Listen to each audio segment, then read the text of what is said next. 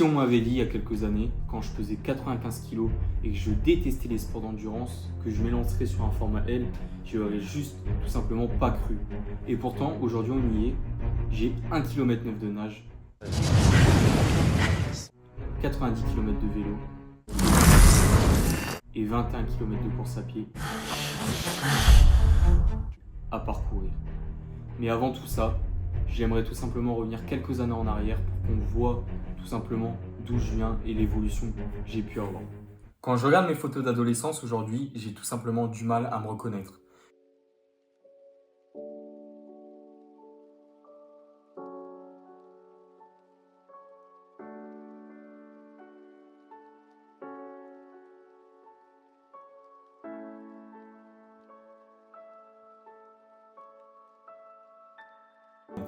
J'étais ce gamin donc, qui faisait près de 95 kg et tout simplement je me regardais tous les matins dans le miroir en me disant mais sérieux, en fait je me rendais pas compte de ce que je ressemblais vraiment, on se voit pas réellement dans le miroir. Et tous les jours, donc du coup à l'école, le pire jour de la semaine pour moi, et ça peut paraître ouf, c'était le jour de sport quand on avait endurance.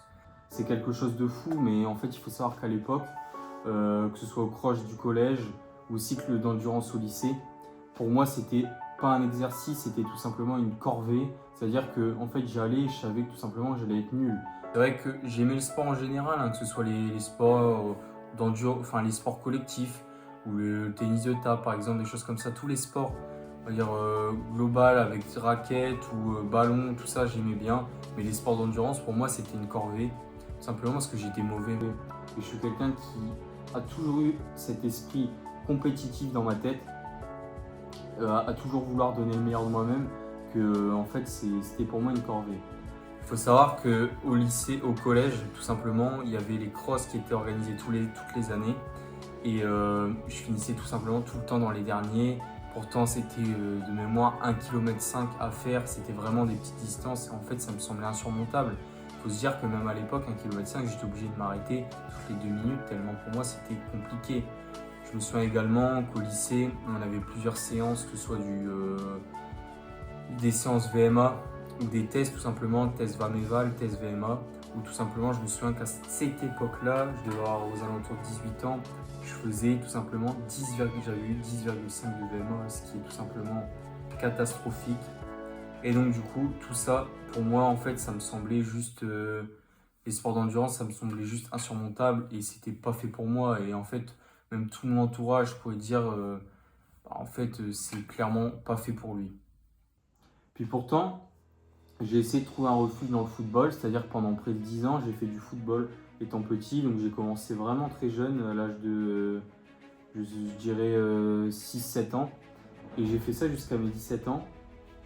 En fait, j'ai passé des super années au football, que ce soit sur les terrains, tous les week-ends, à aller en match, aller en tournoi. C'est vrai que mes parents m'ont toujours vraiment accompagné et c'était vraiment génial, c'est ce que j'adorais faire. Et j'ai pu passer des heures et des heures sur le terrain, qu'il pleuve ou en plein cagnard, et c'était vraiment un régal à chaque fois.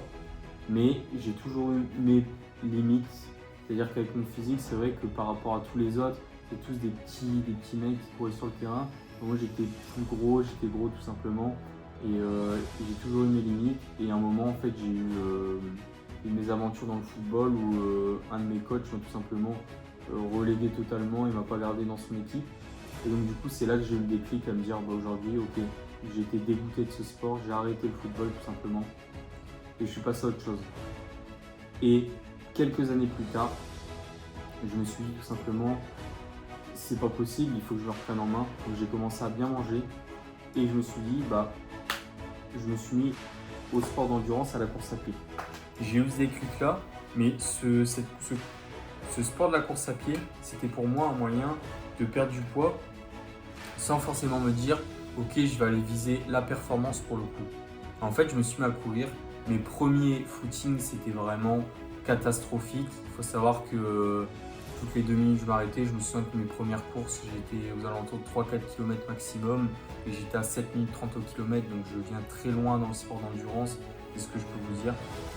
Et les années ont passé et ce sentiment d'impuissance a créé en moi vraiment une force mentale qui aujourd'hui ressort encore aujourd'hui dans ma pratique les sports d'endurance.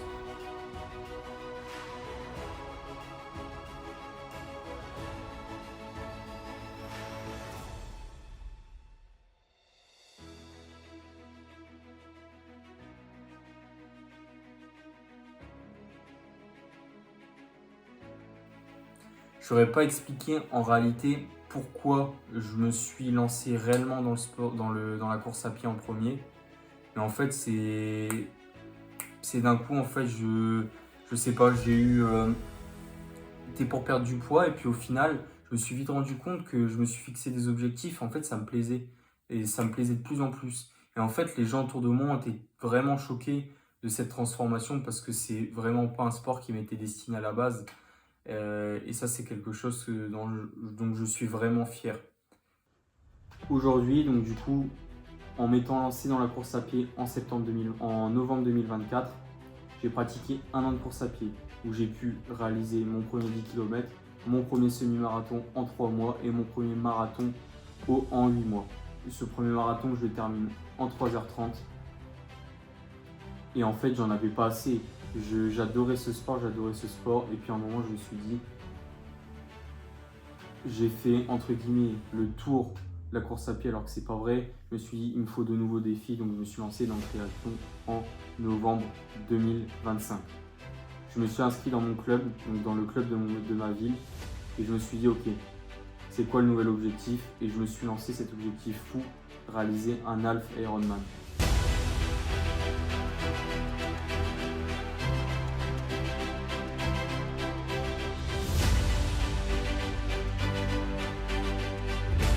Sans trop réfléchir, je me suis inscrit. Et en fait, il faut savoir qu'il y a encore même 2-3 ans, je ne savais même pas ce que c'était un Ironman. Et aujourd'hui, il faut réaliser, il y a encore quelques années, que j'étais en surpoids, que j'arrivais même pas à courir 1 km sans être mort. Et donc, réaliser 1,9 km de nage, 90 km de vélo et 21 km de course à pied, c'était juste pour moi insurmontable. S'aligner sur un Alpha Ironman, ça s'improvise pas. Mais je me rendais pas réellement compte quand j'ai cliqué sur s'inscrire et que je me suis inscrit à l'Open Lakes Champagne. Je me rendais pas forcément compte. Je savais qu'il allait avoir du travail, mais je me rendais pas forcément compte des impacts que ça allait avoir sur ma vie en général, sur tout simplement mon quotidien. Et c'est vrai que c'est un réel changement. La réalité de la préparation, elle est dans ces images. C'est le quotidien invisible que personne ne voit le jour de la course.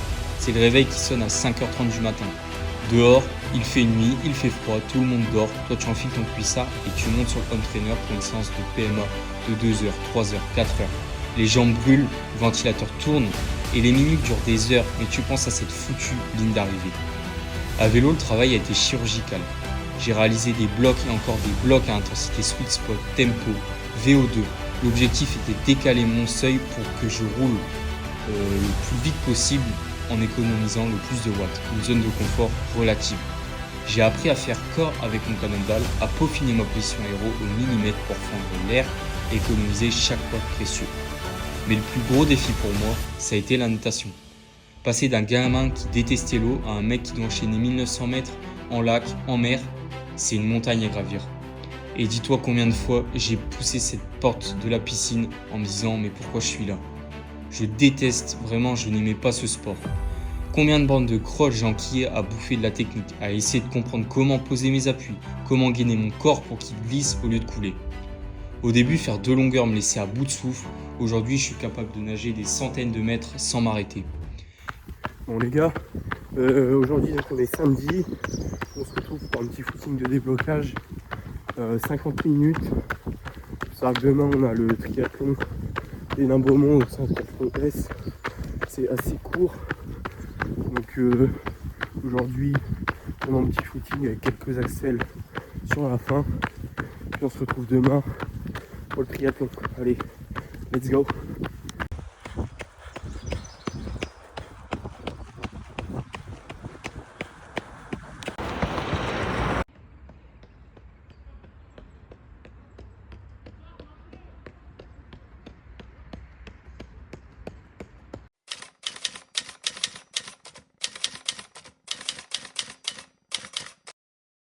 Nous y voilà. On est à l'avant-veille de course et l'excitation des derniers mois laisse doucement place à une forme de tension que je n'avais jamais ressentie auparavant. quand tu arrives sur le site d'un événement comme l'Open Lakes, ça change tout. C'est vrai que c'est différent des triathlons que j'ai pu faire auparavant. C'est des triathlons plus régionaux, plus dans le coin, et forcément il y a moins de monde. Là, c'est quand même un événement plus gros, il y a vraiment beaucoup de monde, tout le monde est présent.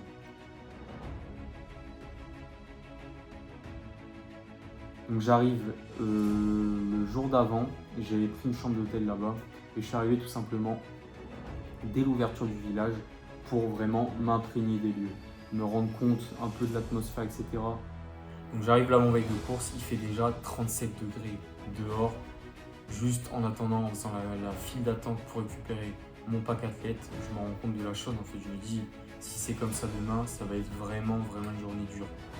Et on va pouvoir le voir après.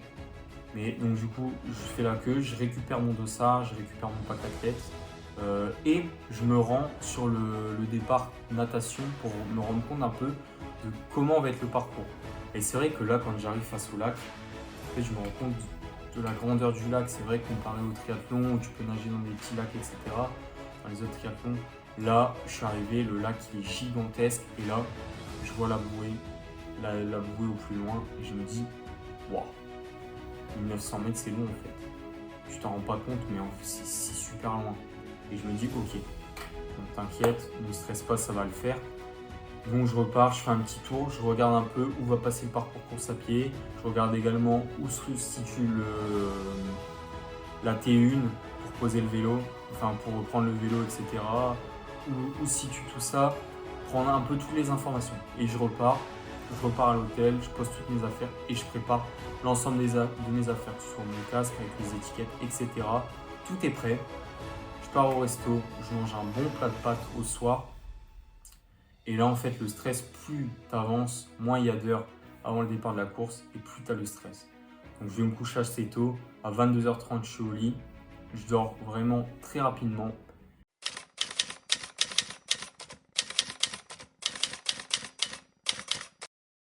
Et là, à 5h30, je suis réveillé, plus moyen de dormir. Je me réveille 3-4 fois dans la nuit, vraiment 5h30, plus moyen de dormir. Donc je me lève et je me dis ok, c'est le jour J, il va falloir se donner à fond. Et en fait, c'est un peu compliqué, tu as le stress, à la fois tu te dis est-ce que les gens vont être présents. C'est vraiment un truc qui remonte et c'est assez compliqué. Donc je descends à l'hôtel, je prends le déjeuner, je charge vraiment bien. J'essaye de me remplir le ventre sans trop me le remplir pour être à la fois efficace sur la course et pas trop être lourd. Et je me rends donc sur le site 2 heures avant. Et j'ai marché près de 4 km pour rejoindre le site parce que c'est vrai qu'il y a énormément de monde. Donc temps de rejoindre le site, etc.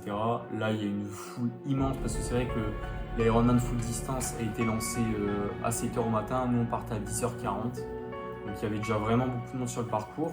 Et donc je fais la queue, je mets mon vélo dans le parc à vélo. Je mets l'ensemble de mes affaires et là il fait déjà super chaud. J'ai 1 heure à attendre, le départ est à 10h40, j'attends, il fait déjà 32 degrés. Et c'est le moment de s'élancer. Là j'ai le cœur qui bat et je me dis ok, on part pour une longue journée. J'ai le stress qui monte, la musique retentit, le coup de feu retentit et là c'est parti. Et là je m'élance sous 32 degrés avec 1000 personnes autour de moi. Et j'y vais. Et là, dès le début, c'est vraiment ultra compliqué de poser sa nage. T'es entouré par je ne sais combien de personnes, tu prends des coups de partout, tu peux pas avancer. Donc il faut attendre 200, 300 mètres, ça s'écarte un petit peu et là tu commences à pouvoir poser ta nage. Donc je commence à poser ma nage, je passe la première bouée, la deuxième bouée, la troisième bouée. Et là, je regarde très rapidement ma montre, je vois que je suis aux alentours de 1100, 1150 mètres en 1,57.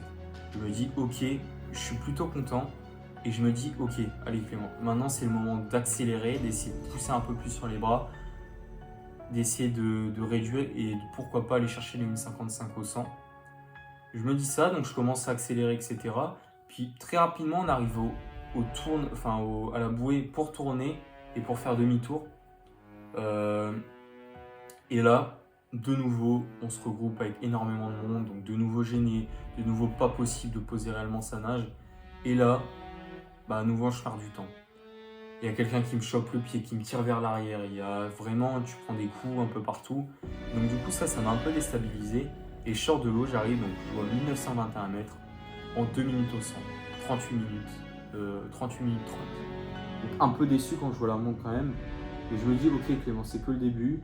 2 minutes au 100, c'est vraiment pas incroyable, c'est pas ce que tu visais, mais c'est pas non plus catastrophique pour un premier half. Donc je me dis, allez, maintenant c'est à toi de faire le taf. Donc je sors un peu désorienté, et à la fois je sors, et en fait il y a le choc thermique également, où en fait il faisait 32 degrés avant le départ, il faisait déjà chaud, mais 40 minutes plus tard, il fait encore plus chaud. Et vraiment, tu te dis, ok, ça va être compliqué. Donc je pars sur la transition, je rejoins le parc à vélo, je prends un peu mon temps pour prendre quand même bien toutes mes affaires qu'il me faut, mes gels, etc., manquer de rien.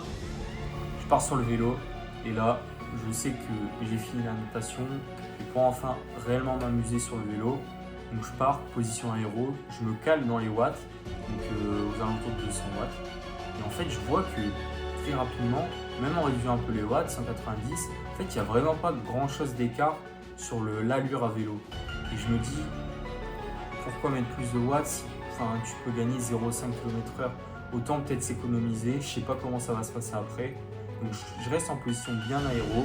En fait, je me rends compte qu'à 190-200 watts, je suis rapidement aux alentours des 36-38 km/h. Et je continue. Le parcours se passe bien. Les 40 premiers kilomètres, les 45 premiers kilomètres, je les valide en 36 de moyenne. Et là, la deuxième partie, elle commence à être un peu plus compliquée. Il y a un peu plus de faux plats, etc. Et donc on arrive aux alentours du 80e kilomètre et je commence réellement quand même à sentir mes cuisses qui chauffent. Et je vois que on a quand même déjà tapé 80 bornes et que ça commence à chauffer un petit peu. Et mine de rien, avec les petits faux plats montants, ça casse un peu les pattes. Et donc je termine ce vélo en 35,6 km/h de moyenne, soit 2h31 et 58 secondes pour les 90,7 km avec 544 de D+. J'arrive donc sur la transition et là, déjà à la fin du vélo, aux alentours de 80 bornes, j'avais mal au crâne. En fait, le soleil tapait tellement. Sur le vélo, on avait 36 degrés. Donc vraiment, ça tapait. C'était vraiment compliqué. Et c'est là, c'est le gros choc thermique. Quand j'arrive à la transition, j'enlève mon casque.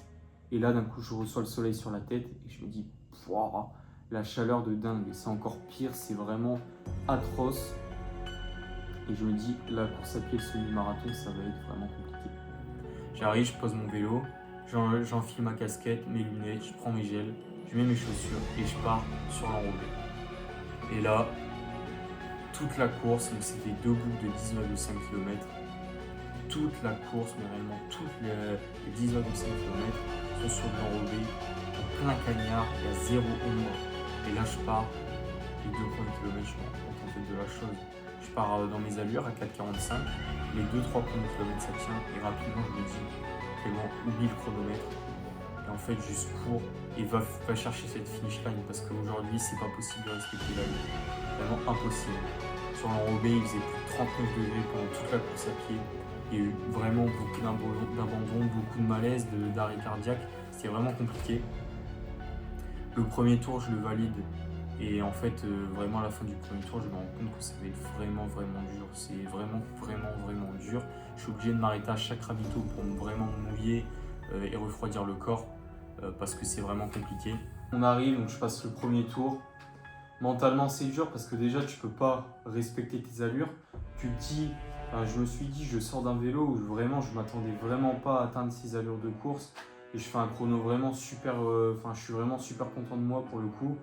Et je me dis en fait, y a moyen d'aller chercher vraiment un chrono sympathique pour un premier half. Si j'arrive à tenir mes allures de course à pied et au vu de la température, en fait, ça te fout déjà un coup au moral où tu te dis purée, je peux pas respecter mes allures. Et en plus de ça, après physiquement, il y a l'aspect physique où ça arrive. On entame le deuxième tour, c'est ultra linéaire le parcours. Et en plein cagnard, tu as l'enrobé qui reflète le soleil, il fait super chaud. Donc ça te fout un deuxième impact et là il faut refaire un deuxième tour. Et là, en plus, musculairement, ça a du mal à suivre, mine de rien. Donc là, vraiment, le deuxième tour, ça me fout un coup au moral.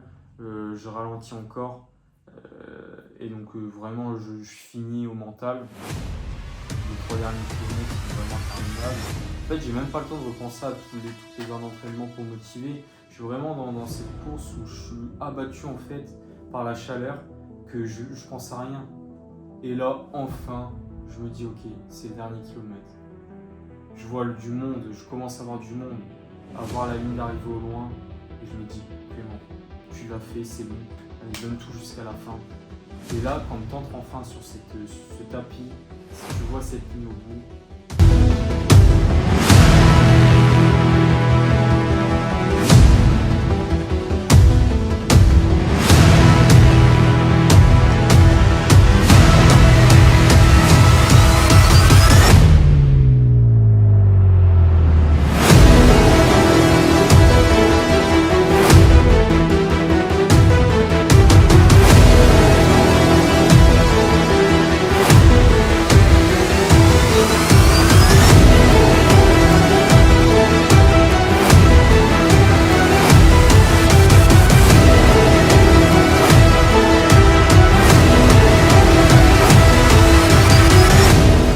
en fait, comme je dis, j'ai même pas eu le temps de penser à tout ce qui s'est passé. J'ai juste vu, j'ai levé les yeux et j'ai dit purée, je l'ai fait enfin, c'est bon. Et j'étais tellement fier, donc je passe cette ligne en 5h26, vraiment déçu sur la partie course à pied, parce que je fais 2h05 au semi-marathon, et vraiment super déçu, parce qu'en fait je visais aux alentours des 1h40, donc 25 minutes de plus, mais j'ai déjà perdu près de 15 minutes au ravito au global. Donc vraiment déçu, mais à la fois je pouvais pas faire mieux sur la partie course à pied en général. Et je sais que du coup il y a vraiment une marge à aller chercher sur le prochain. Donc vraiment super content d'avoir fini mon premier half. Et maintenant en fait c'est loin d'être fini parce que la saison elle continue bien sûr.